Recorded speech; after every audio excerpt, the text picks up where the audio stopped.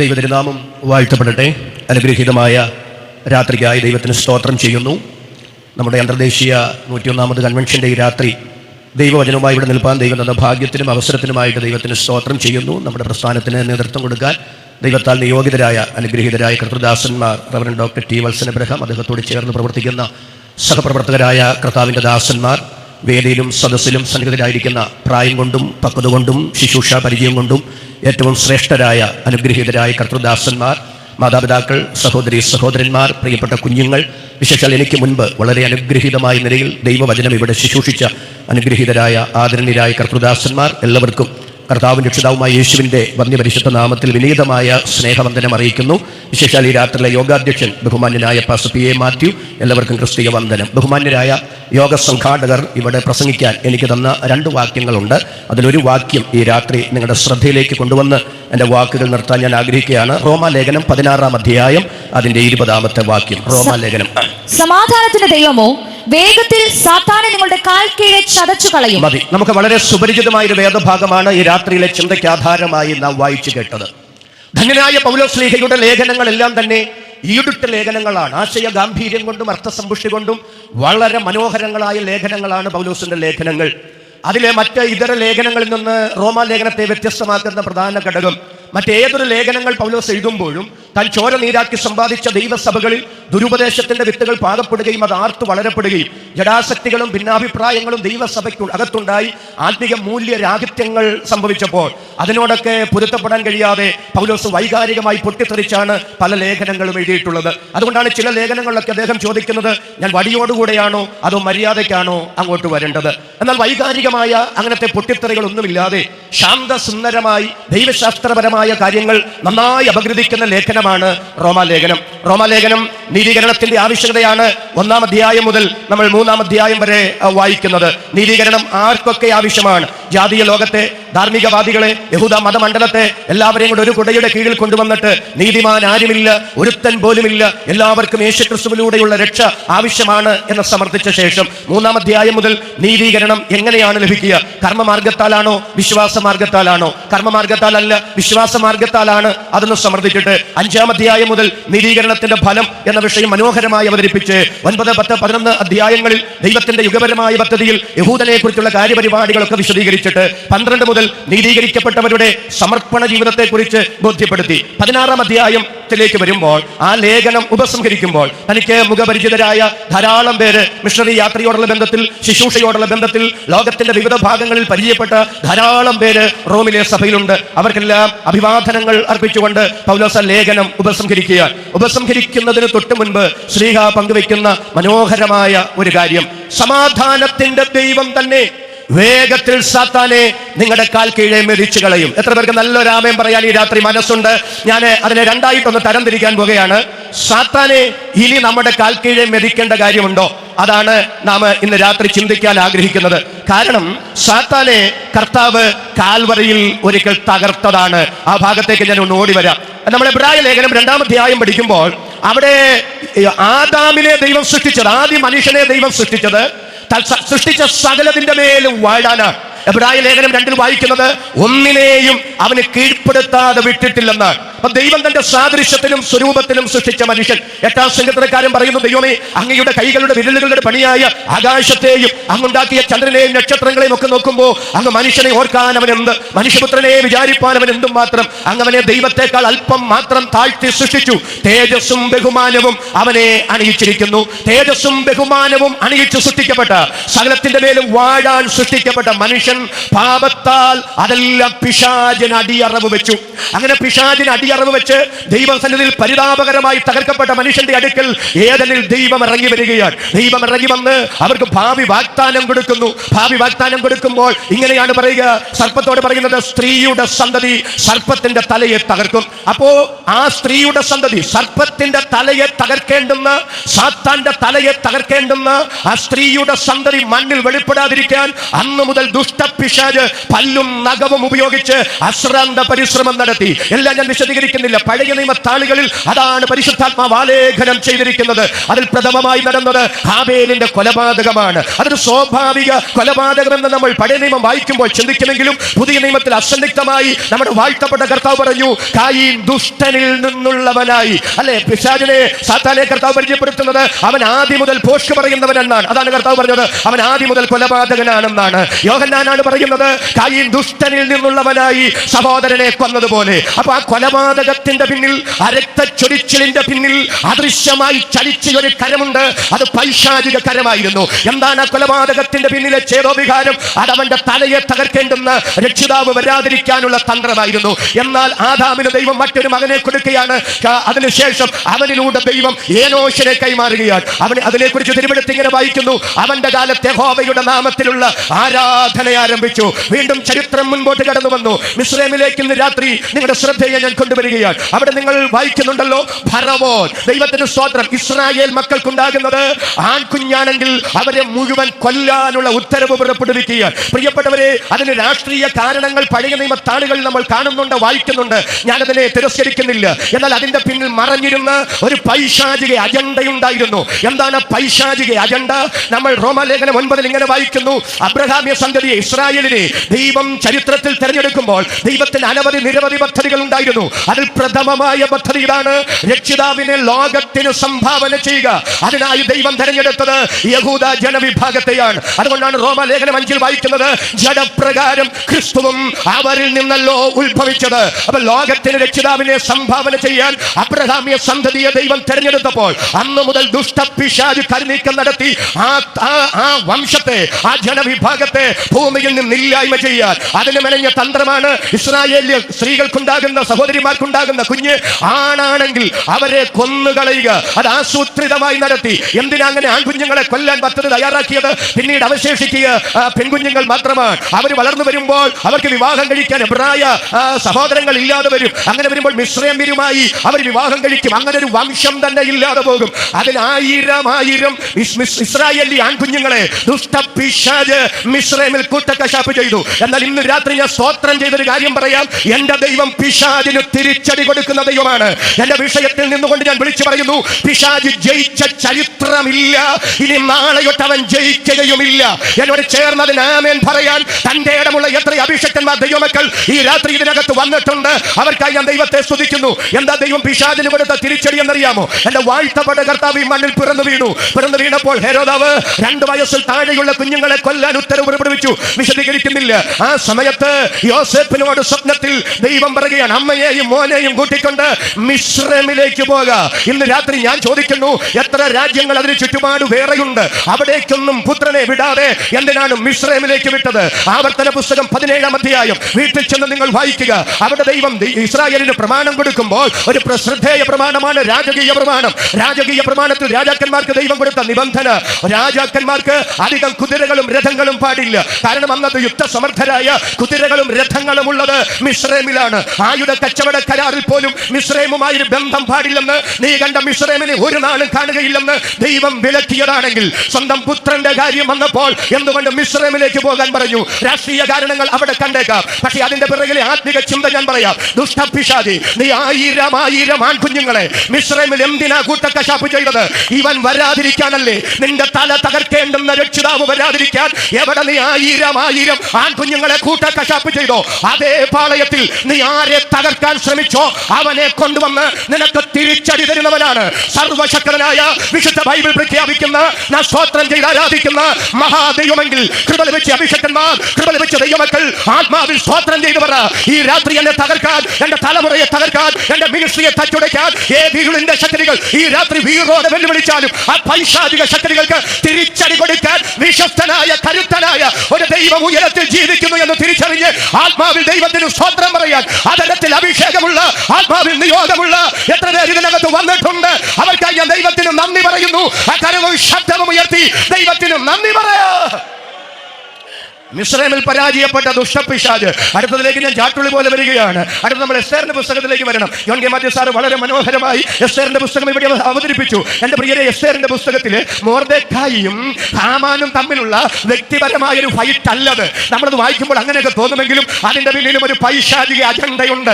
മിസ്രൈമിൽ ആൺകുഞ്ഞുങ്ങളെ മാത്രം കൊല്ലാനാണ് പിശാച് പദ്ധതിയിട്ടതെങ്കിൽ എസ്തേറിന്റെ പുസ്തകത്തിലേക്ക് വരുമ്പോൾ 127 സംസ്ഥാനങ്ങൾ, ആ 127 സംസ്ഥാനങ്ങൾ എന്ന് പറയുമ്പോൾ യഹൂദയും ആ കൂട്ടത്തിലുണ്ട്. കാരണം BC 606, 598, 586 കാലഘട്ടങ്ങളിലായി ബാബിലോണ്യ പ്രവാസത്തിലേക്ക് ഇസ്രായേൽ പോയതാണ്. BC 536 പ്രവാസത്തിന്റെ കെട്ടുപൊട്ടിച്ച് ദൈവം അവരെ പുറത്തു കൊണ്ടുവന്നു. പുറത്തു കൊണ്ടുവന്ന ജനം അവിടെ പാർക്കുന്നുണ്ട്. ബാക്കിയുള്ളവര് ഇപ്പോൾ പേർഷ്യയിൽ അവശേഷിക്കുന്നുമുണ്ട്. ഈ 127 സംസ്ഥാനങ്ങളിലുള്ള ദൈവത്തിന് സ്തോത്രം, യഹൂദ ജനവിഭാഗത്തെ മുഴുവൻ, സ്ത്രീയെന്നില്ല, പുരുഷനെന്നില്ല, കുഞ്ഞുങ്ങളെന്നില്ല, ആബാലവൃദ്ധം അവരെ നശിപ്പിച്ചു കളയാൻ ഹാമാൻ പദ്ധതിയിടുകയാണ്. മൊർദെഖായിയുമായുള്ള വ്യക്തിപരമായ വൈരാഗ്യമല്ലത്, അതിന്റെ പിന്നിൽ കുത്തിയിരിക്കുന്ന ഒരു പൈശാചിക അജണ്ടയുണ്ട്. എന്നാൽ ഇന്ന് രാത്രി ഞാൻ ഒരു കാര്യം ആത്മനിയോഗത്തോടെ വിളിച്ചു പറയാം. എന്റെ ദൈവം വിശ്വസ്തനാണ്. ദുഷ്ടപിശാച് ജയിക്കാൻ എന്റെ ദൈവം അനുവദിക്കയില്ല. കരുത്തോടെ ആമേൻ പറയാൻ ഇന്ന് രാത്രി എത്ര പേർക്ക് മനസ്സുണ്ട്? അവിടെ മറ്റൊരു കാര്യം നടന്നു കേട്ടോ. എന്താ മറ്റൊരു കാര്യം നടന്നത്? അവിടെ അഹശ്വേരോശ് രാജാവ് ഒരു വലിയ വിരുന്ന് കഴിച്ചു. വിശദീകരിക്കുന്നില്ല, സമയം പോയത് കൊണ്ട് എന്റെ വാക്കുകൾക്ക് സ്പീഡ് കൂടുതലുണ്ട്. അതുകൊണ്ട് ഞാൻ ഓടിച്ചു പറയാം. അവിടെ ഒരു വലിയ വിരുന്ന് കഴിച്ചു. ആ വിരുന്നിനിടയ്ക്ക് അദ്ദേഹത്തിനൊരു തോന്നല്, എന്റെ ഭാര്യ എത്ര സുന്ദരിയാണെന്ന് വിരുന്നുകാരൻ അറിയട്ടെ, അതുകൊണ്ട് അവളെ വിളിക്കുക. പക്ഷേ വസ്തി രാജ്ഞി ആ സ്വീകരണം അത് തിരസ്കരിച്ചു കളഞ്ഞു, ആ ആജ്ഞ തിരസ്കരിച്ചു കളഞ്ഞു. എന്റെ പ്രിയരെ, ഇന്ന് രാത്രി ആ അഹശ്വേരോശിന്റെ അകത്ത് അങ്ങനെ ഒരു ചിന്ത കൊടുത്തതിന്റെ പിന്നിൽ, രാജകീയ കൽപ്പന വസ്തി തിരസ്കരിച്ചതിന്റെ പിന്നിൽ ചലിച്ച ഒരു അദൃശ്യ കരമില്ലേ? അതല്ലേ ഇന്ന് രാത്രി നാം സ്തോത്രം ചെയ്ത് ആരാധിക്കുന്ന നമ്മുടെ ദൈവത്തിന്റെ കരം. രാജാവുടനെ തന്റെ പ്രമുഖന്മാരോട് ചോദിക്കുകയാണ്, ഞാൻ എന്താ ചെയ്യേണ്ടത്? സത്യത്തിൽ അവര് ആത്മാർത്ഥതയുള്ളവരാണെങ്കിൽ, രാജാവിനോട് പ്രതിബദ്ധതയുള്ളവരാണെങ്കിൽ അദ്ദേഹത്തോട് എന്താ പറയേണ്ടത്? എന്റെ പൊന്നു രാജാവേ, ഇത്രയും പേര് കുടിച്ചു കൂത്താടിയിരിക്കുന്ന സമയത്ത് വിവേകമുള്ള ഏതെങ്കിലും സഹോദരി ഇപ്പൊ വരുമോ? താങ്കൾക്ക് ഇത്രയും വിവേകമതിയായ ഒരു ഭാര്യയെ കിട്ടിയതിൽ നിങ്ങൾ സന്തോഷിക്കണമെന്ന് പറഞ്ഞ് ആ പ്രശ്നം തീർക്കുകയല്ലേ ചെയ്യേണ്ടത്. പക്ഷെ കൂടെയുള്ളവർ ചൊവ്വില്ലാത്തത് കൊണ്ട് ആ കുടുംബം തകർന്നു പോയി. ഇന്ന് രാത്രി ഞാൻ സ്തോത്രം ചെയ്ത് പറയാം, കൂടെ കൂടുന്നവർ ചൊവ്വല്ലെങ്കിൽ നമ്മൾ തകർന്നു പോകും. എന്നാൽ കൂടെ നടക്കുന്നവർ വിശ്വസ്തരാണെങ്കിൽ നാം ദൈവത്താൽ മാനിക്കപ്പെടും. അത് നമുക്ക് അനുഗ്രഹമായി മാറും. ഒരു ഉദാഹരണം ഞാൻ ഇന്ന് രാത്രി തിരുവഴുത്തിൽ നിന്ന് പറയാം. ഈ ആരാം രാജാവിന്റെ സൈന്യാധിപതി നയമാനുണ്ടല്ലോ, കുഷ്ഠരോഗിയാണ്. തന്റെ വീട്ടിലെ ആ ചെറിയ പെൺകുട്ടിയുടെ ആ വിശ്വാസത്തിന്റെ വർത്തമാനം കേട്ട് അദ്ദേഹം സൗഖ്യത്തിനായി പോകുകയാണ്. എലീശ പുറത്ത് വന്ന് സൗഖ്യമാക്കുമെന്നാ വിചാരിച്ച്, പക്ഷെ എലീശ പുറത്ത് വന്നില്ല. യോർദാനിൽ പോയി 7 പ്രാവശ്യം മുങ്ങാൻ പറഞ്ഞു. അവൻ ക്രുദ്ധനായി. അർബാനയും ബർപ്പരും പോലെ തെളിഞ്ഞ വെള്ളമുള്ള എന്റെ നാട്ടിലെ നദിയിൽ എനിക്ക് മുങ്ങരുതോ എന്ന് പറഞ്ഞ് അവൻ ക്രുദ്ധനായി മടങ്ങി പോകുമ്പോ കൂടെ നടന്നവർ ചൊവ്വുള്ളവരായിരുന്നു, കൂടെ നടന്നവർ ആത്മാർത്ഥതയുള്ളവരായിരുന്നു. ആ ഭൃത്യന്മാർ പറയുകയാണ്, എന്റെ പൊന്നയജമാനനെ 7 പ്രാവശ്യം മുങ്ങാനല്ലേ പറഞ്ഞുള്ളൂ, മുങ്ങിക്കൂടെ?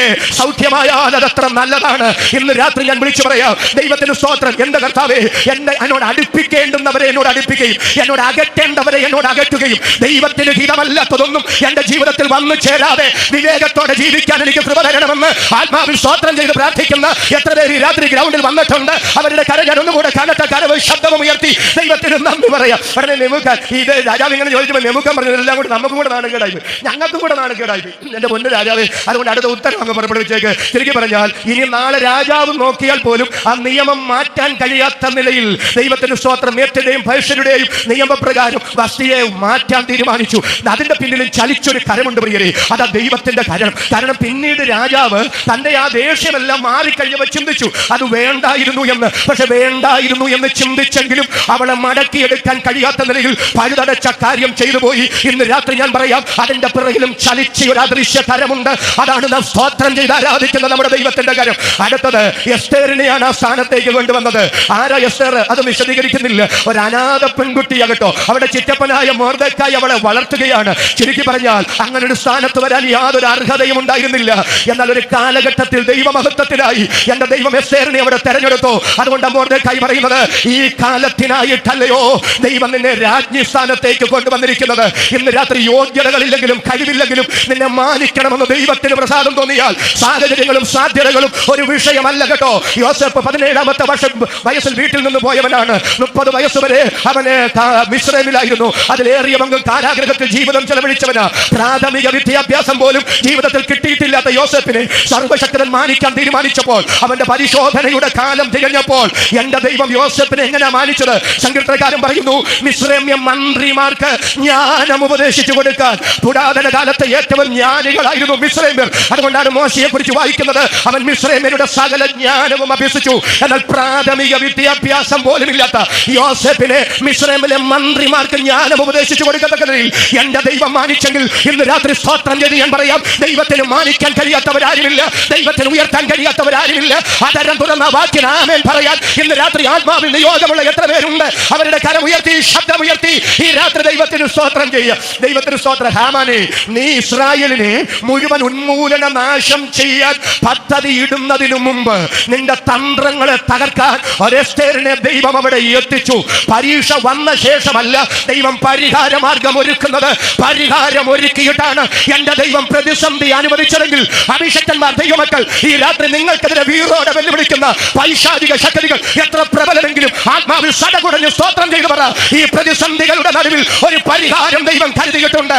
അത് വിശ്വസിക്കുന്നവർ മാത്രം ഒരു 30 സെക്കൻഡ് കരമടിച്ച് ഇന്ന് രാത്രി ദൈവത്തിന് സ്തോത്രം ചെയ്യുക. ദൈവത്തിന്റെ പരിശുദ്ധാത്മാവ് അതിശക്തമായി ചിലരോട് തലയിൽ കൈവച്ചവണ്ണം ദൈവാലോചന കൈമാറുന്നു. നിങ്ങളുടെ ചില പ്രതിസന്ധികളുടെ നടുവിൽ, നിങ്ങളുടെ ചില പരിശോധനകളുടെ നടുവിൽ ദൈവത്തിന്റെ പരിഹാരത്തിന്റെ വഴികൾ വെളിപ്പെട്ടു വരുന്ന നാളുകൾ വിദൂരമല്ലെന്ന് ദൈവത്തിന്റെ പരിശുദ്ധാത്മാവ് വചനത്തിന്റെ പ്രവചനമായി ഈ ദൂത് വിളിച്ചു പറയുന്നു.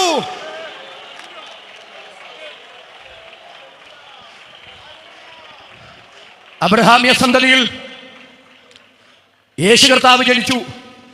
ഇതുവരെ അരിശം കൊണ്ടും തന്ത്രം കൊണ്ടും ദൈവപുത്രന്റെ വരവ്, സ്ത്രീയുടെ സന്തതിയുടെ വരവ് തടയാൻ ശ്രമിച്ച പിശാച് എല്ലാം അവസാനിച്ചപ്പോൾ നയപരമായി യേശുവിന്റെ അടുക്കൽ വന്ന് വിശദീകരിക്കുന്നില്ല. അങ്ങനെ വീണ്ടും നമസ്കരിച്ചാൽ, ആ പദം ഇന്ന് പകൽ വായിച്ചപ്പോ എന്റെ ഹൃദയം അങ്ങ് പിടച്ചു വികസിച്ചു. എന്നെ വീണ്ടും നമസ്കരിക്കണമെന്നല്ല, എന്നെ വീണ്ടും നമസ്കരിച്ചാൽ ഇതെല്ലാം ഞാൻ തരാം. ആദാമ്യ പാപത്താൽ അതെല്ലാം പിശാചിന് മനുഷ്യൻ അടിയറവ് വെച്ചു. എന്റെ കർത്താവിനോട് ദുഷ്ടപിശാച് പറയുക, എന്നെ വീണ്ടും നമസ്കരിച്ചാൽ എന്താ കുഴപ്പം?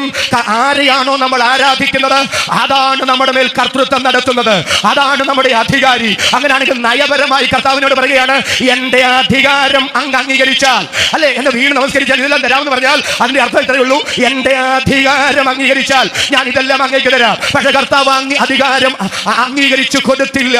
അവനെ വീണ്ടും നമസ്കരിച്ചത് നേടാനല്ല, ക്രൂശിൽ അവനെ തകർത്തത് പിടിച്ചു വാങ്ങാനാ എന്റെ കർത്താവ് പദ്ധതിയിട്ടത്.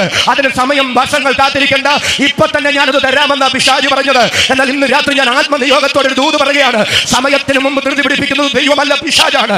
സമയത്തിന് മുമ്പ് എങ്ങും കയറിപ്പറ്റാൻ, ഒന്നും നേടിയെടുക്കാൻ വളഞ്ഞ വഴികൾ ശ്രമിക്കണ്ട. ഇന്ന് രാത്രി ദയയോടെ, ക്ഷമയോടെ, ദീർഘക്ഷമയോടെ ദൈവ പദ്ധതിക്കായി കാത്തിരുന്നാൽ നാം അറിയാത്ത വഴികളിലൂടെ, ചിന്തിക്കാത്ത മാർഗങ്ങളിലൂടെ നമ്മെ എത്തിക്കേണ്ടിടത്ത് എത്തിക്കാൻ ഇന്ന് രാത്രി ദൈവം വിശ്വസ്തനായ ദൈവമാണെങ്കിൽ കരമുയർത്തിപ്പിടിച്ച് ദൈവമക്കൾ ഒരുമിച്ച് സ്തോത്രം ചെയ്തു പറ.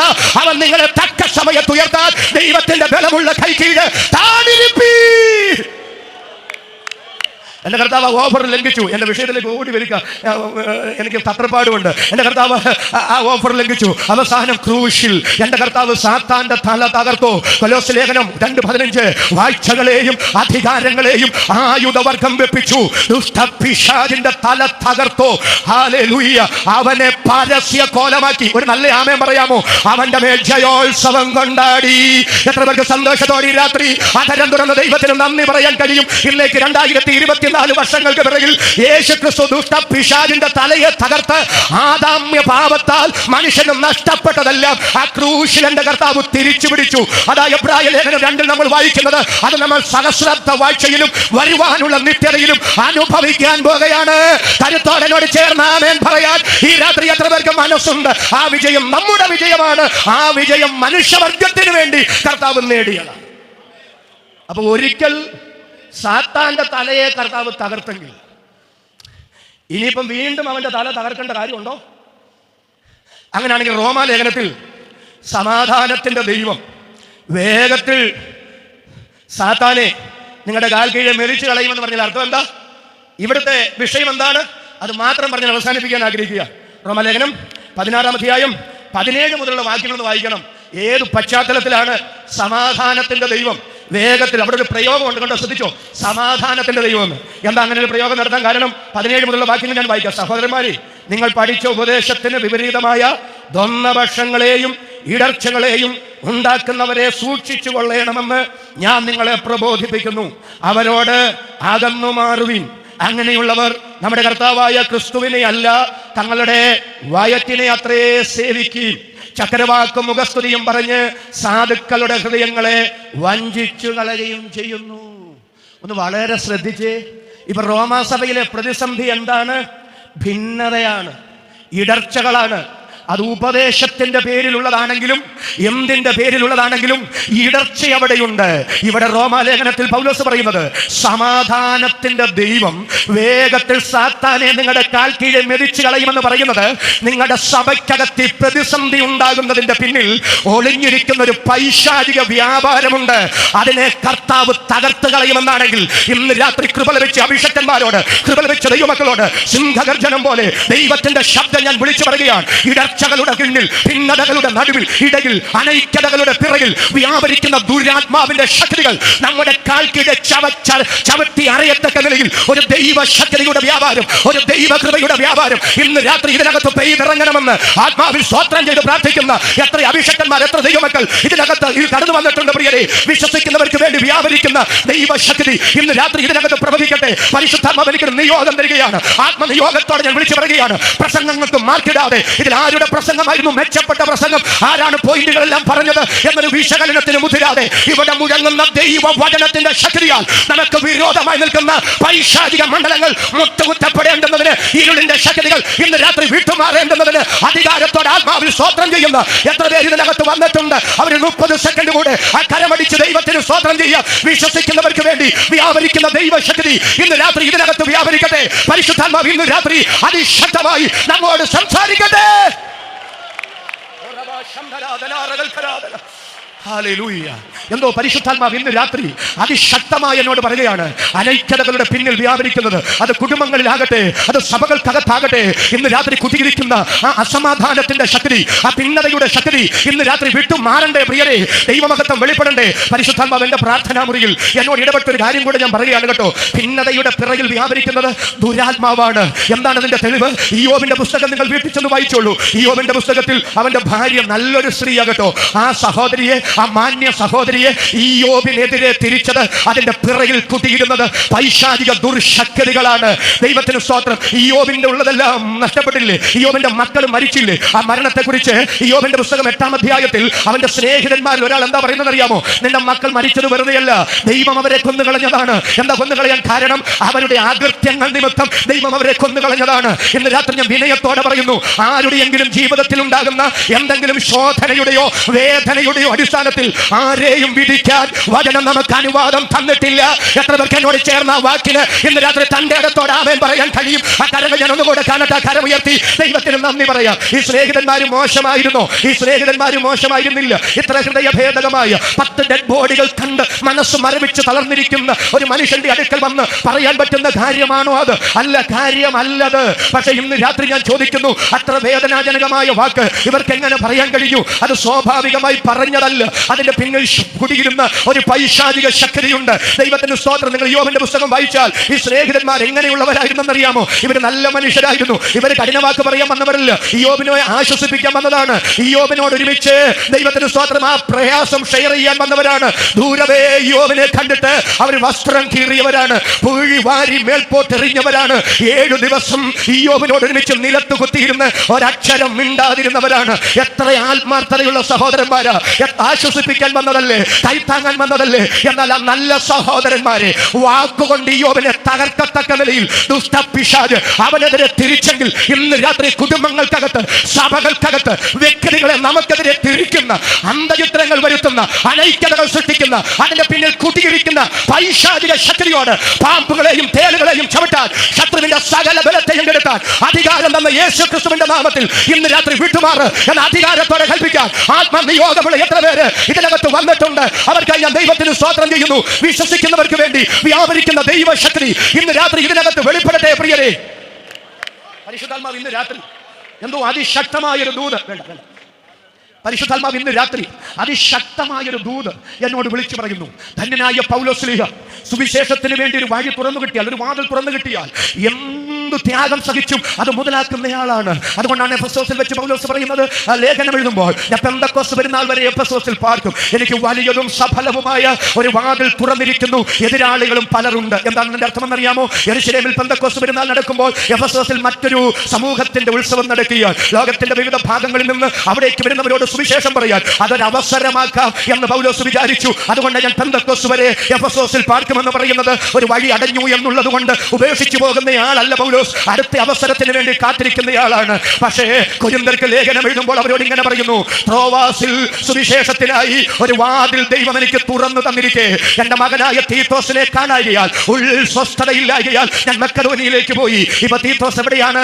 കൊരിന്തിലാണ്. എന്തിനാണ് കൊരിന്തിലേക്ക് തീത്തോസിനെ അയക്കേണ്ടി വന്നത്? അവിടുത്തെ പ്രശ്നങ്ങൾ പരിഹരിക്കാനാണ്. പൗലോസിനെ താങ്ങാൻ കഴിയാത്ത വേദന ഉളവാക്കത്തക്ക നിലയിൽ, ആശങ്ക ഉളവാക്കത്തക്ക നിലയിൽ അതിന്റെ അകത്ത് പ്രതിസന്ധികൾ രൂഢമൂലമായിരിക്കുകയാണ്. തീത്തോസിനെ അവിടേക്ക് പ്രശ്നം പരിഹരിക്കാൻ അയച്ചു. പക്ഷേ പരിഹരിച്ച് തീത്തോസ് മടങ്ങി വന്നില്ല.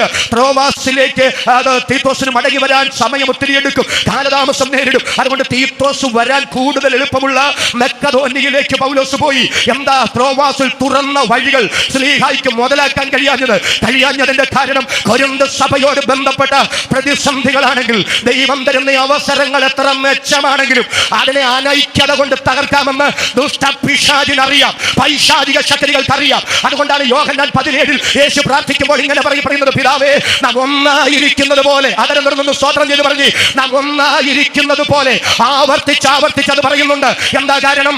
ഐക്യതയിലാണ് ദൈവമഹത്വം വെളിപ്പെടുന്നതെങ്കിൽ, ഐക്യതയിലാണ് ദൈവകൃപ വെളിപ്പെടുന്നതെങ്കിൽ, ഐക്യതയിലാണ് അത്ഭുതങ്ങൾ നടക്കുന്നതെങ്കിൽ, ഐക്യതയിലാണ് അടയാളങ്ങൾ നടക്കുന്നതെങ്കിൽ, ഐക്യതയിലാണ് ദേശം വിടുവിക്കപ്പെടുന്നതെങ്കിൽ, ഐക്യതയിലാണ് നരകം കൊള്ള ചെയ്യപ്പെടുന്നതെങ്കിൽ ദുഷ്ടപിശാചിനറിയാം ഐക്യതയില്ലാതായാൽ ദൈവസഭയുടെ പ്രവർത്തനങ്ങൾ മന്ദീഭവിക്കുമെന്ന്. എന്നാൽ പൗലോസ് പറയുന്ന പദം ഇന്ന് രാത്രി ഒന്ന് സ്തോത്രം ചെയ്ത് പറ, സമാധാനത്തിന്റെ ദൈവം. എല്ലാവരും ആധാരം തുറന്ന് ആത്മാവിൽ സിംഹഗർജനം പോലെ വിളിച്ചു പറ, എന്നാൽ സമാധാനത്തിന്റെ ദൈവം വേഗത്തിൽ സാത്താനെ നിങ്ങളുടെ കാൽക്കീഴെ മെതിച്ചു കളയും. എന്റെ തലമുറയുടെ കുടുംബജീവിതത്തിൽ, എന്റെ വ്യക്തിപരമായ കുടുംബത്തിൽ, എന്റെ സഭയ്ക്കകത്ത് അനൈക്യതകളിട്ട്, ഭിന്നതകളിട്ട് വെളിപ്പെടേണ്ട ദൈവപ്രവൃത്തി വെളിപ്പെടാതെ, ലഭ്യമാകേണ്ട അനുഗ്രഹങ്ങൾ കരകതമാക്കാതെ നാളിതുവരെ അതിനെ തടഞ്ഞു നിർത്തിയ ആ പൈശാചിക വ്യാപാരമേ ഇന്ന് രാത്രി യേശു ക്രിസ്തുവിന്റെ നാമത്തിൽ വിട്ടുമാറുന്ന ആത്മാവിൽ സ്തോത്രം ചെയ്ത് പറയാൻ മനസ്സുള്ള എല്ലാവരും ദൈവസന്നിധിയിൽ ഒന്ന് എഴുന്നേറ്റ് നിൽക്കുക. ആരും ഇപ്പോൾ പോകരുത്, എല്ലാവരും ദൈവസന്നിധിയിൽ ഒന്ന് എഴുന്നേറ്റ് നിൽക്കുക. യേശുവിന്റെ നാമത്തിൽ ഇന്ന് രാത്രി ചില പൈശാചിക മണ്ഡലങ്ങൾ നമ്മുടെ കാൽക്കീഴെ മെതിക്കപ്പെടുന്ന രാത്രിയാകി മാറട്ടെ. പരിശുദ്ധാത്മാവ് ഈ രാത്രി അത്ഭുതങ്ങൾ ഇതിനകത്ത് ചെയ്യട്ടെ. അസാധാരണ ദൈവപ്രവൃത്തി ഇന്ന് രാത്രി ആത്മാവ് ഇതിനകത്ത് വെളിപ്പെടുത്തട്ടെ. വിശ്വസിക്കുന്ന എല്ലാവരും അധരങ്ങൾ തുറന്ന് ദൈവത്തിന് സ്തോത്രം ചെയ്യുക. എല്ലാ അധരങ്ങളും തുറക്കട്ടെ, എല്ലാ കരങ്ങളും അടിച്ചു തുടങ്ങട്ടെ. ഒരുമിച്ച് കയറിനോട് ചേർന്ന് നമുക്ക് സ്തോത്രം ചെയ്ത് ആത്മാവിൽ പാടാം. ഇന്ന് രാത്രി ഒരുമിച്ച് നാം പാടുമ്പോൾ, ഒരുമിച്ച് നാം സ്തോത്രം ചെയ്യുമ്പോൾ ചില പൈശാചിക ശക്തികൾ ഈ രാത്രി മുട്ടുകുത്തപ്പെടട്ടെ. രോഗികൾ സൗഖ്യമാകട്ടെ, അന്യായ ബന്ധനങ്ങൾ അഴിയട്ടെ, ഇരുളിന്റെ ശക്തികൾ ഈ രാത്രി നിർവീര്യമാകട്ടെ. വിശ്വസിക്കുന്നവർക്ക് വേണ്ടി വ്യാപരിക്കുന്ന ദൈവശക്തി ഈ രാത്രി ആണപൊട്ടി ഒഴുകട്ടെ. എല്ലാ കരങ്ങളും അടിച്ച്, എല്ലാ അധരങ്ങളും തുറന്ന് ദൈവത്തിന് സ്തോത്രം ചെയ്യും.